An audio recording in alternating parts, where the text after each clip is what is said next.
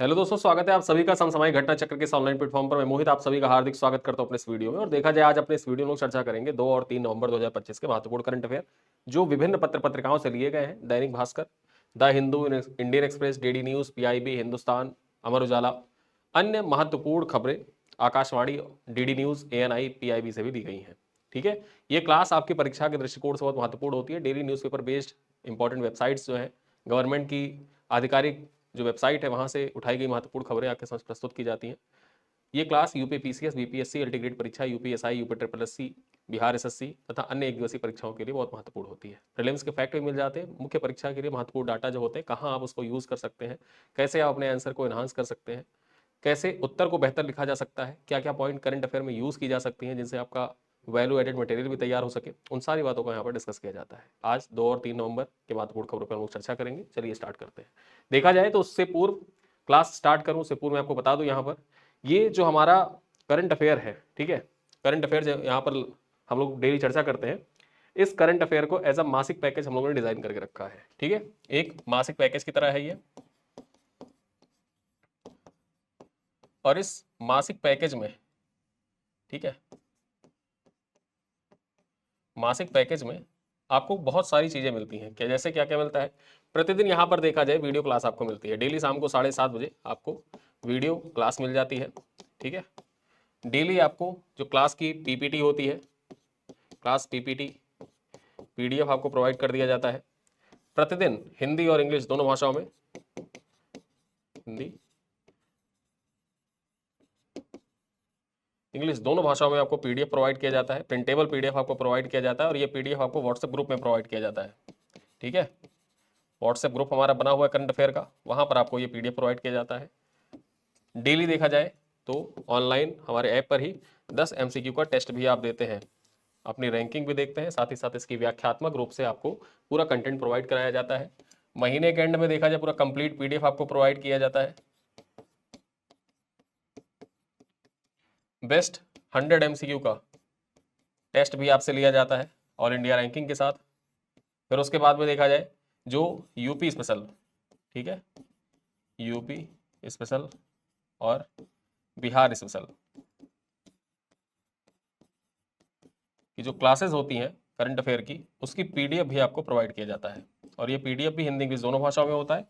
साथ ही साथ जो अन्य रिवीजन क्लासेस चलती हैं, उन रिवीजन क्लासेस का भी जो पीपीटी होता है, क्लास पीपीटी, वो भी व्हाट्सएप ग्रुप में शेयर कर दिया जाता है। ये पूरा पैकेज डिजाइन कर रखा गया है और इस पैकेज को मात्र आप 25 रुपये में ज्वाइन कर सकते हैं। और ये 25 रुपये भी आपको पे करने की आवश्यकता नहीं होती है। आप इस वीडियो के पिन कमेंट को चेक करना, वहाँ पर एक लिंक होगा, उस लिंक पर क्लिक करना, आप हमारे वेबसाइट पर पहुंच जाएंगे और वहां पर कॉइन का ऑप्शन होता है। इस कॉइन के ऑप्शन को आप क्लिक करिएगा तो कॉइन का ऑप्शन क्लिक करने के बाद ये मूल्य घटकर 18 रुपये 75 पैसे, ठीक है, 18 रुपये 75 पैसे में आप इस पैकेज को ज्वाइन कर सकते हैं और पूरे करंट अफेयर की तैयारी अच्छे से कर सकते हैं, जिससे आपके ऊपर करंट अफेयर का बर्डन बिल्कुल भी नहीं रहेगा। चलिए स्टार्ट करते हैं करंट अफेयर।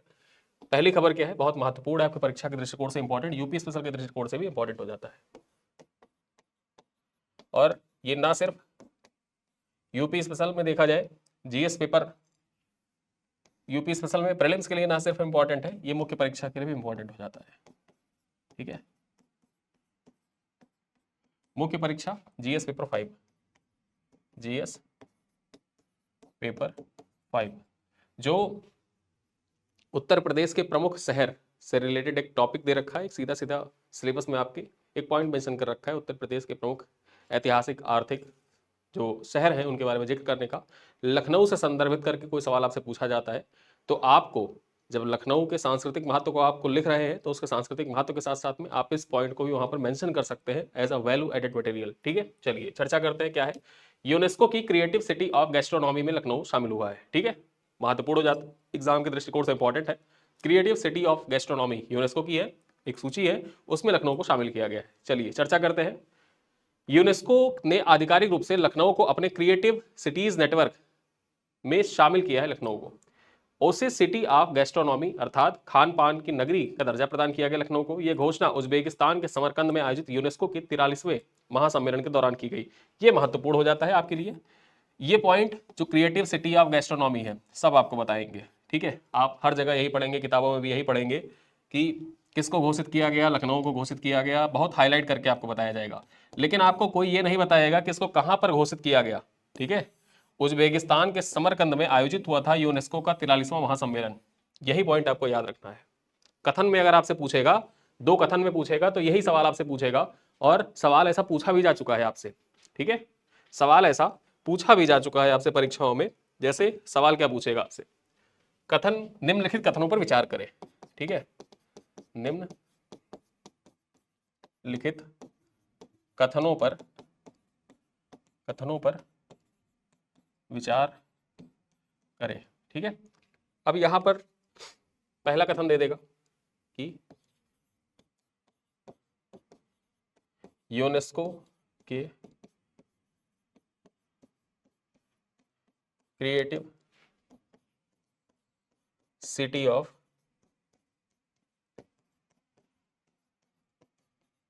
गैस्ट्रोनॉमी में लखनऊ को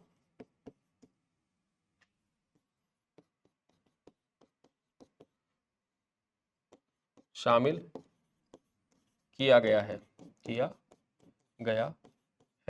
ये तो पहला कथन हो गया। दूसरा कथन क्या दे देगा यहां पर कि यह निर्णय यूनेस्को के पेरिस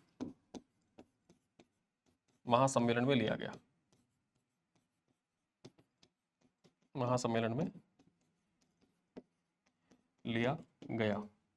और पूछ लेगा उपरोक्त में से कौन सा कथन सही है।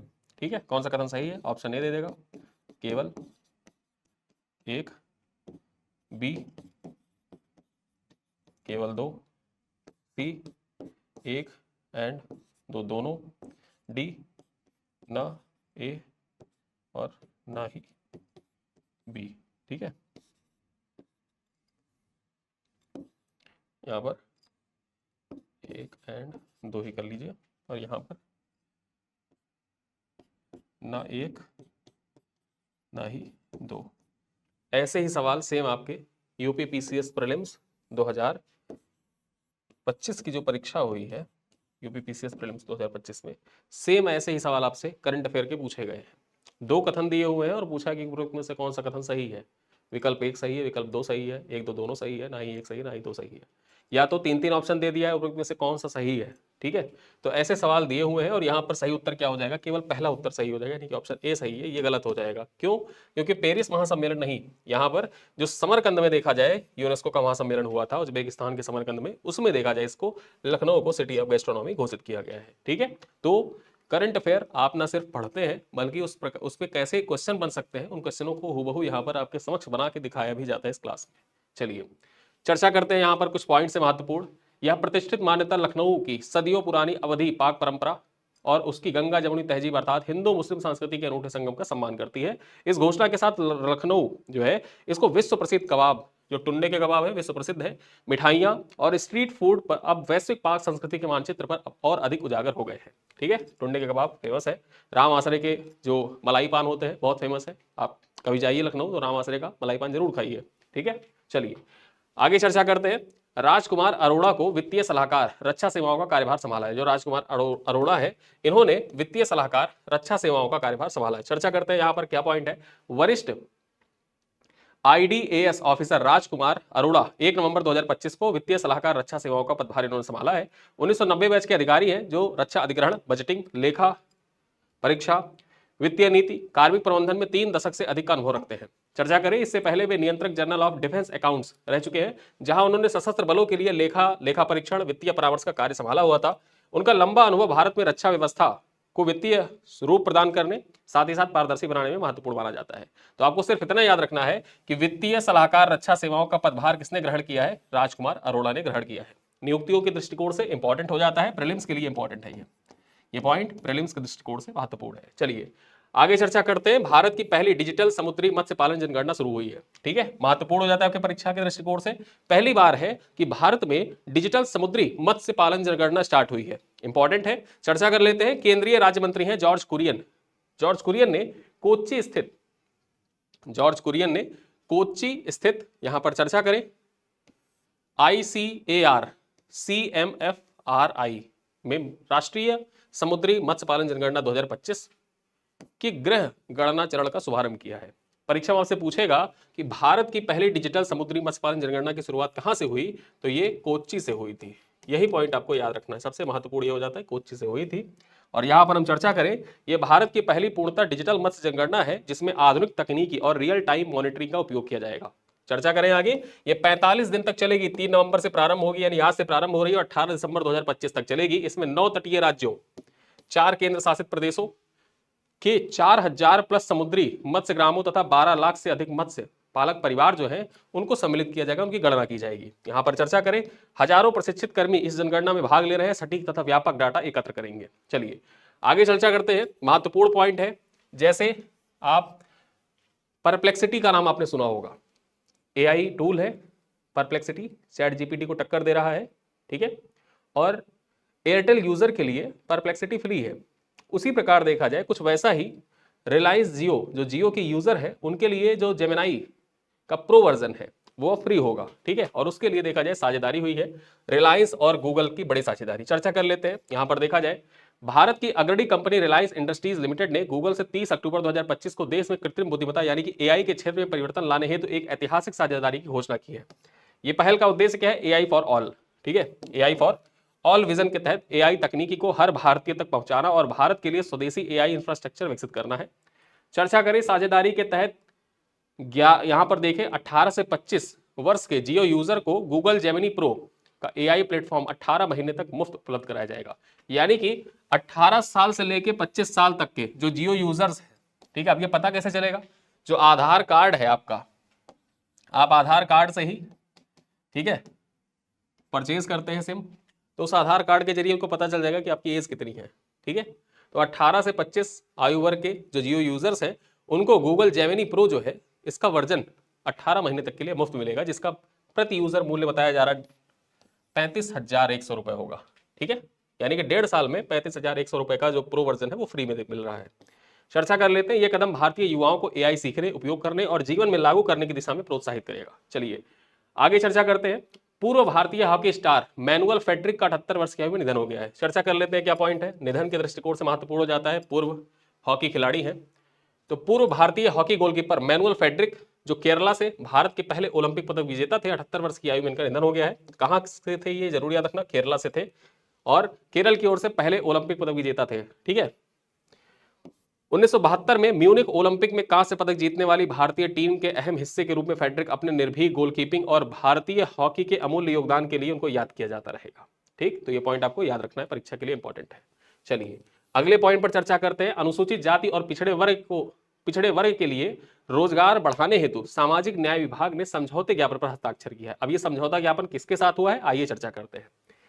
भारत सरकार के सामाजिक न्याय एवं अधिकारिता विभाग ने पॉर्सो केली इंडिया प्राइवेट लिमिटेड, जो मानव संसाधन और स्टाफिंग समाधान प्रदान करने वाली अग्रणी कंपनी है, इसके साथ समझौते ज्ञापन पर हस्ताक्षर किया है, ठीक है।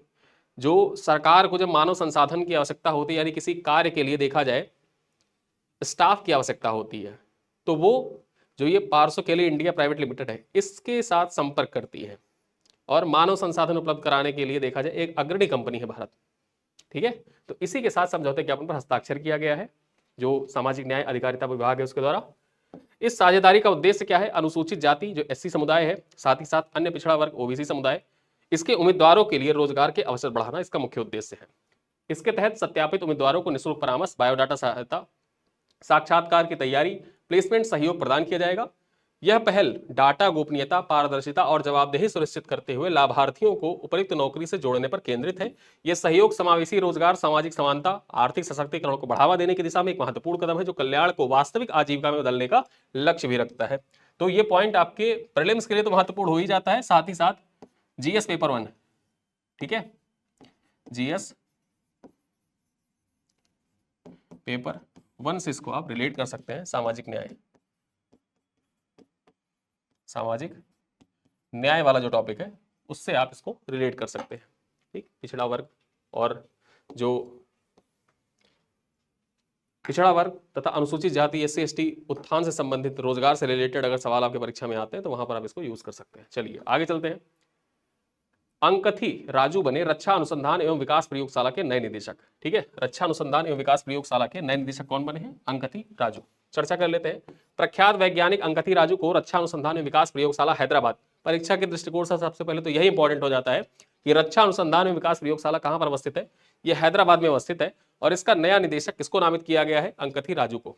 ठीक है, उन्होंने साथ ही भारतीय प्रक्षेपास्त्र विकास प्रयोगशाला के निदेशक का पदभार भी ग्रहण किया है। तो यह भी याद रखना होगा कि भारतीय प्रक्षेपास्त्र विकास प्रयोगशाला के नए निदेशक कौन? अंकथी राजू ही बने हैं।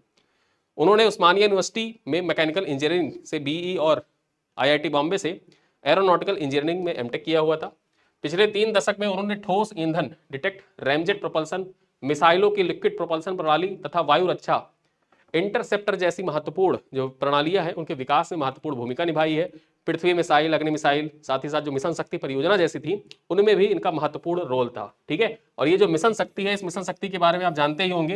ये मिशन शक्ति वही थी कि भारत के द्वारा अंतरिक्ष में अवस्थित जो खुद की सैटेलाइट थी, ठीक है, अंतरिक्ष में सैटेलाइट थी, अपनी सैटेलाइट को गिराया गया था और इससे परीक्षण किया गया था कि भारत ने ये क्षमता विकसित कर ली कि भविष्य में कोई ऐसा सैटेलाइट होता है जो निगरानी करता है या कुछ ऐसा कुछ मतलब दुर्भाव से कोई कार्य कर रहा है, भारत के प्रति दुर्भाव से कोई कार्य कर रहा है, तो भारत उसको शूट डाउन कर सके। ऐसी क्षमता मिशन शक्ति के तहत प्राप्त की गई थी और उस जो मिशन था उस मिशन में अहम भूमिका अंकथी राजू ने निभाई थी। चलिए आगे चलते हैं। गेडेउंग सेव फेस्टिवल, अब ये जो गेडेउंग सेव फेस्टिवल इसके बारे में चर्चा कर लेते हैं। कहां पर हुआ ये? इंडोनेशिया के मरीना बूम बीच पर गेडेउंग सेवु फेस्टिवल का आयोजन किया गया। इस उत्सव में अनेक कलाकारों ने पारंपरिक गेडेउंग नृत्य प्रस्तुत किया जो धान की देवी देवीश्री को धन्यवाद देने के लिए किया जाता है। ठीक है, और यह सांस्कृतिक पर्व जो है 19वीं शताब्दी यानी कि 1800 के दशक प्रारंभ हुआ था। आज भी इंडोनेशिया में कृषि संस्कृति और आस्था का प्रतीक माना जाता है। ठीक, तो याद रखना जो गेडेउंग सेवु फेस्टिवल है ये कहां पर आयोजित किया जाता है? इंडोनेशिया से संबंधित है। चलिए आगे चर्चा करते हैं। यहाँ पर देखा जाए एकता नगर में 15 दिवसीय भारत पर्व का शुभारंभ हुआ है। एकता नगर गुजरात में पड़ता है, केवड़िया डिस्ट्रिक्ट। यहाँ पर देखा जाए यहीं पर सरदार वल्लभ भाई पटेल की प्रतिमा अवस्थित है। गुजरात के एकता नगर में 15 दिवसीय भारत पर्व का शुभारंभ हुआ है जिसका उद्घाटन मुख्यमंत्री भूपेंद्र पटेल ने सरदार वल्लभ भाई पटेल की 150वीं जयंती के अवसर पर किया था। ठीक, इस उत्सव का उद्देश्य क्या है? एक भारत श्रेष्ठ भारत की भावना के साथ देश के सांस्कृतिक विविधता को प्रदर्शित करना। कार्यक्रम संस्कृति मंत्रालय, भारत सरकार, गुजरात पर्यटन और युवा तथा संस्कृति कार्यक्रम विभाग के द्वारा संयुक्त रूप से आयोजित किया गया और 15 नवंबर तक यह कार्यक्रम चलेगा। ठीक है, चलिए आगे चर्चा करते हैं। केन विलियमसन के बारे में कुछ पॉइंट्स हैं। केन विलियमसन ने T20 अंतरराष्ट्रीय क्रिकेट से संन्यास लेने की घोषणा कर दी है। महत्वपूर्ण हो जाता है, न्यूजीलैंड के खिलाड़ी हैं, बहुत महत्वपूर्ण खिलाड़ी हैं, इन्होंने रिटायरमेंट की घोषणा कर दी है T20 से। न्यूजीलैंड के कप्तान केन विलियमसन ने T20 अंतरराष्ट्रीय क्रिकेट से संन्यास लेने की घोषणा की है। वे 93 मैच खेल कर देखा जाए तो 2500 से ज्यादा रन बना चुके हैं और 75 मैचों में कप्तानी भी कर चुके हैं, जिसके दौरान टीम 2 बार सेमीफाइनल और 1 बार फाइनल तक पहुंची है। ठीक है, विलियमसन टेस्ट और वनडे खेलना जारी रखेंगे, यानी कि अभी इन्होंने सिर्फ T20 से रिटायरमेंट लिया है, ये वनडे और टेस्ट खेलते रहेंगे। चलिए आगे चर्चा करते हैं। ज्ञानेश कुमार जो चीफ इलेक्शन कमिश्नर है, ज्ञानेश कुमार, इनको आईआईटी कानपुर के द्वारा विशिष्ट पूर्व छात्र पुरस्कार से सम्मानित किया गया है। ठीक है, विशिष्ट पूर्व छात्र सम्मान से ज्ञानेश कुमार को सम्मानित किया गया है। चर्चा करते हैं पॉइंट पर। तो मुख्य निर्वाचन आयुक्त ज्ञानेश कुमार को भारतीय प्रौद्योगिकी संस्थान यानी कि आईआईटी कानपुर के द्वारा विशिष्ट पूर्व छात्र पुरस्कार से सम्मानित किया गया है। यहां पर हम चर्चा करें, ये आईआईटी कानपुर का अपना पूर्व छात्रों को दिया जाने वाला सर्वोच्च सम्मान होता है। जो विशिष्ट पूर्व छात्र पुरस्कार है ये आईआईटी कानपुर के द्वारा अपने पूर्व छात्र यानी कि जो एक्स स्टूडेंट रह चुके हैं उनको प्रदान किया जाने वाला सर्वोच्च सम्मान है और 1989 से इसकी शुरुआत हुई थी। ज्ञानेश कुमार 1985 में सिविल इंजीनियरिंग में बीटेक की उपाधि आईआईटी कानपुर से उन्होंने प्राप्त की थी। उनमें यह संस्थान के 66वें स्थापना दिवस के अवसर पर सम्मान प्रदान किया गया है। तो परीक्षा में आपसे यह पूछा जा सकता है एग्जाम के दृष्टिकोण से कि मुख्य चुनाव आयुक्त ज्ञानेश कुमार को हाल ही में किस आईआईटी संस्थान के द्वारा विशिष्ट पूर्व छात्र पुरस्कार से सम्मानित किया गया है? ठीक है, तो आईआईटी कानपुर से, और ये आईआईटी कानपुर के पढ़े हुए हैं और इस वजह से देखा जाए ये यूपी स्पेशल के दृष्टिकोण से इंपॉर्टेंट हो जाता है। जो यूपी स्पेशल का करंट अफेयर आप पढ़ेंगे उसमें इनका नाम इंपॉर्टेंट हो जाता है कि कौन सा उत्तर प्रदेश की कौन सी संस्था है जिसने मुख्य निर्वाचन आयुक्त, ठीक है, मुख्य चुनाव आयुक्त ज्ञानेश कुमार को विशिष्ट पूर्व छात्र पुरस्कार से सम्मानित किया है। IIT Kanpur, university of Allahabad, Banaras Hindu विश्वविद्यालय या अलीगढ़ मुस्लिम यूनिवर्सिटी, 4 ऑप्शन दे देगा, वहां पर आपको टिक करना होगा। चलिए डिक्शनरी.com द्वारा घोषित 2025 का वर्ल्ड ऑफ द ईयर। यहां पर देखा जाए डिक्शनरी.com ने 2025 के लिए वर्ल्ड ऑफ द ईयर के रूप में 6-7 को चुना है। यहां पर 6-7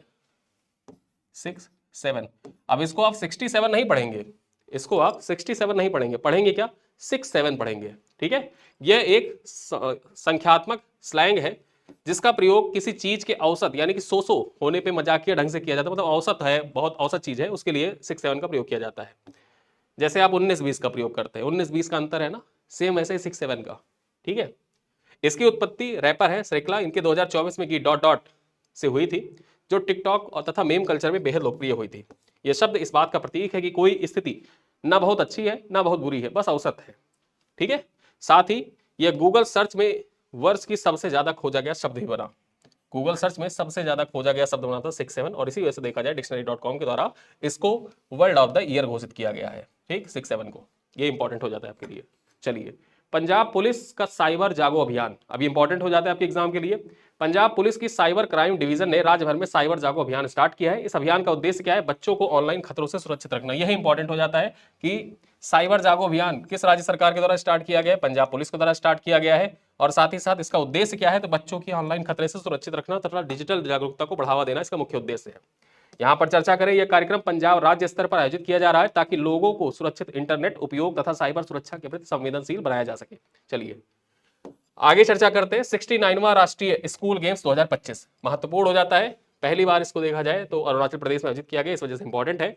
ईटानगर के खेलो इंडिया इंडोर स्टेडियम में 69वें राष्ट्रीय स्कूल गेम 2025 अंडर 17 बॉयज और गर्ल्स बॉक्सिंग का उद्घाटन पीएम, जो वहां के सीएम है पेमा खांडू, इनके द्वारा किया गया है। आयोजन school games federation of India के द्वारा किया गया, किसके द्वारा, school games federation of India के द्वारा किया गया है। जो ये school games federation of India है, इसके 71 सालों के इतिहास में यह पहली बार है जब राष्ट्रीय स्कूल गेम्स का इवेंट अरुणाचल प्रदेश में हो रहा है, और इसी वजह से ये पॉइंट आपकी परीक्षा के दृष्टिकोण से मोस्ट इंपॉर्टेंट हो जा रहा है। ठीक है, जैसे सिर्फ अंडर 19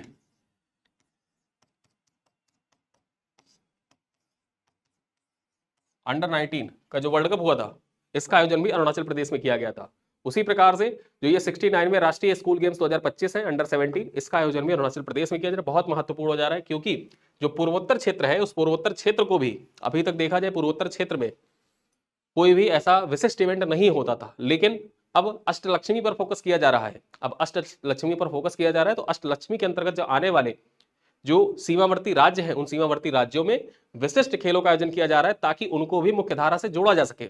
और बहुत से ऐसे खिलाड़ी हैं जो हमारे पूर्वोत्तर भारत से आते हैं, लेकिन फिर भी वो अलग महसूस करते हैं, और उनको अलग कभी ना महसूस हो। जो मेन इवेंट होते हैं दिल्ली मुंबई में तो होते ही हैं, पूर्वोत्तर क्षेत्र में भी किए जाए, जिससे उनका जुड़ाव भी भारत के साथ और ज्यादा गहरा होता जाए। और इसी दृष्टिकोण से देखा जाए तो ये 69वां राष्ट्रीय स्कूल गेम्स बहुत महत्वपूर्ण हो जाता है।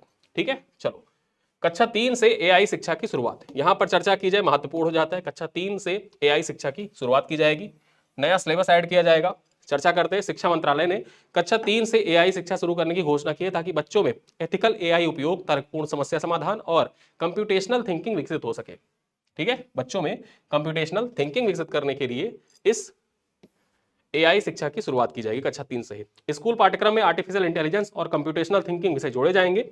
इसके लिए सीबीएसई की एक समिति गठित की गई है, सीबीएसई के अंतर्गत एक समिति गठित की गई है, और इस कमेटी का अध्यक्ष किसको बनाया गया है, आईआईटी मद्रास के हैं प्रोफेसर कार्तिक रमन। क्या नाम है इनका, नाम याद रखिएगा कि एआई शिक्षा को स्कूली शिक्षा में समाहित करने के लिए सीबीएसई की गठित कमेटी की अध्यक्षता किसके द्वारा की जाएगी, तो आईआईटी मद्रास के प्रोफेसर है कार्तिक रमन, इनके द्वारा की जाएगी। यही नाम बहुत इंपॉर्टेंट हो जाता है एग्जाम के लिए। चलिए आगे चर्चा करते हैं। पद्मश्री सम्मानित हिंदी साहित्यकार रामदरस मिश्रा का निधन हो गया है। ठीक है, पद्मश्री से इनको सम्मानित किया गया था रामदरस मिश्रा का। चर्चा करें यहाँ पर, पद्मश्री सम्मानित हिंदी साहित्यकार रामदरस मिश्रा का 31 अक्टूबर 2025 को निधन हो गया। उनका पहला काव्य संग्रह जो था पथ के गीत 1951 रहा। आत्मकथा सहचर है समय आलोचनात्मक कृति हिंदी आलोचना के इतिहास विशेष रूप से चर्चित रही हैं। वे भगवती चरण वर्मा के लेखन पर अपनी सूक्ष्म आलोचना के लिए भी जाने जाते हैं। 15 अगस्त 1924 में गोरखपुर के डुमरी गांव में देखा जाए जन्मे जो रामदरस मिश्रा थे, काशी हिंदू विश्वविद्यालय में शिक्षा पाई और आगे चलकर गुजरात तथा दिल्ली विश्वविद्यालय में अध्यापन का कार्य भी किया था। ये यूपी स्पेशल के दृष्टिकोण से इनका नाम इंपॉर्टेंट हो जाता है। ठीक है, जब आप यूपी स्पेशल का करंट अफेयर पढ़ेंगे तो वहां पर रामदास मिश्रा का नाम महत्वपूर्ण हो जाता है, क्योंकि इनका जन्म कहां पर हुआ था, उत्तर प्रदेश में ही हुआ था, और उत्तर प्रदेश के गोरखपुर से संबंधित 1924 में 15 अगस्त 1924 को इनका जन्म हुआ था। चलिए अंतिम खबर पर चर्चा करते हैं। देखा जाए कल भारत की जो महिला टीम है उसने इतिहास रच दिया है, ठीक, और इतिहास रचते हुए 2000 सन 2000 के बाद पहली बार कोई अन्य टीम विजेता बनी है ऑस्ट्रेलिया को छोड़ के, ऑस्ट्रेलिया इंग्लैंड को छोड़ के कोई अन्य टीम यहां पर विजेता बनी है। आइए चर्चा करते हैं। भारत ने पहली बार आईसीसी महिला वनडे विश्व कप अपने नाम किया है। देश की बेटियों ने क्रिकेट में इतिहास रच दिया है। 2 नवंबर को नवी मुंबई, कहां पर यह हुआ था, नवी मुंबई में आईसीसी महिला विश्व कप की फाइनल में भारत ने दक्षिण अफ्रीका को 52 रन से पराजित किया। कितने रन से? 52 रन से पराजित किया और पहली बार विश्व कप जीता है। ठीक है, भारत ने पहले बल्लेबाजी करते हुए 7 विकेट पर 298 रन बनाए थे। कितना रन बनाया था? 7 विकेट खोया था, 298 रन बनाए थे। जवाब में दक्षिण अफ्रीका 246 रन पर ही सिमट गई। ठीक है, शेफाली वर्मा 87 रन बनाए, 2 विकेट लिए और इसी के साथ देखा जाए उनको प्लेयर ऑफ द मैच घोषित किया गया।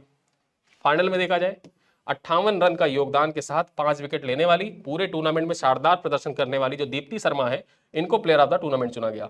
और ये जो दीप्ति शर्मा है इनका संबंध उत्तर प्रदेश से है। ठीक है, उत्तर प्रदेश से कहां से है? तो ये आगरा की रहने वाली है। ठीक है, आगरा की रहने वाली है दीप्ति शर्मा। ये देखा जाए इन्होंने 58 रन भी बनाए और 5 विकेट भी लिए थे। प्लेयर ऑफ द टूर्नामेंट इनको घोषित किया गया है। दक्षिण अफ्रीका की कप्तान कौन थी? तो लारा विल्मॉट थी। भारत की कप्तान हरमनप्रीत कौर और दक्षिण अफ्रीका की कप्तान कौन? लारा विल्मॉट। इन्होंने 101 रन बनाए थे। अमनजोत सिंह ने इनका कैच ले लिया था इनका। ठीक है, इससे पहले देखा जाए भारतीय टीम जो थी 2 बार फाइनल में पहुंची थी, लेकिन इतिहास 2025 में रचा गया। 2 बार फाइनल में पहुंची, फाइनल में 2 बार हार गई। एक बार कप्तान मिताली राज थी, दूसरी बार कप्तान देखा जाए तो हरमनप्रीत कौर ही थी, और इस बार देखा जाए तीसरी बार जब फाइनल में भारत पहुंची तो साउथ अफ्रीका को पराजित करते हुए इतिहास रच दिया। ठीक है, तो ये था आज की कुछ महत्वपूर्ण करंट अफेयर। कुछ सवाल हैं, इन सवालों का उत्तर आप कमेंट बॉक्स में दे सकते हैं। पहला सवाल क्या है कि यूनेस्को ने हाल ही में लखनऊ को किस क्रिएटिव सिटी के रूप में शामिल किया है? City of museum, city of literature, city of gastronomy या सिटी ऑफ क्राफ्ट? ठीक है, क्वेश्चन नंबर 2 क्या कह रहा है? भारत की पहली डिजिटल समुद्री मत्स्य जनगणना 2025 किस शहर से शुरू की गई? विशाखापत्तनम, कोच्चि, चेन्नई या पुरी से? और क्वेश्चन नंबर 3 कह रहा है कि गैड्यूंग सेबू त्योहार किस देश में मनाया जाता है? मलेशिया में, इंडोनेशिया में, फिलीपींस में या थाईलैंड में? तो ये 3 सवाल हैं। इन तीनों सवालों का उत्तर आप कमेंट बॉक्स में दीजिएगा। वीडियो बहुत लंबा नहीं है, लगभग आधे घंटे के अंदर आपके जो 2 और 3 तारीख के महत्वपूर्ण इवेंट्स थे उनको यहाँ पर कवर करने का प्रयास किया गया। न्यूज़पेपर में रही महत्वपूर्ण खबरें जो है वो कवर करने का प्रयास किया गया। वीडियो को देखिए, ऐप पर जाकर टेस्ट को अटेम्प्ट करिए। आपको PDF व्हाट्सएप ग्रुप में प्रोवाइड कर दिया जाएगा। वीडियो अच्छा लगे तो अपने दोस्तों के साथ साझा करिएगा, पसंद आया करे तो लाइक किया करिए, और आपका कोई फीडबैक हो तो कमेंट बॉक्स में आप लिख सकते हैं। ठीक है, इन्हीं सब बातों के साथ इस वीडियो को करते हैं पर समाप्त। मिलते हैं अगली क्लास में, तब तक के लिए बहुत बहुत धन्यवाद। जय हिंद, जय भारत।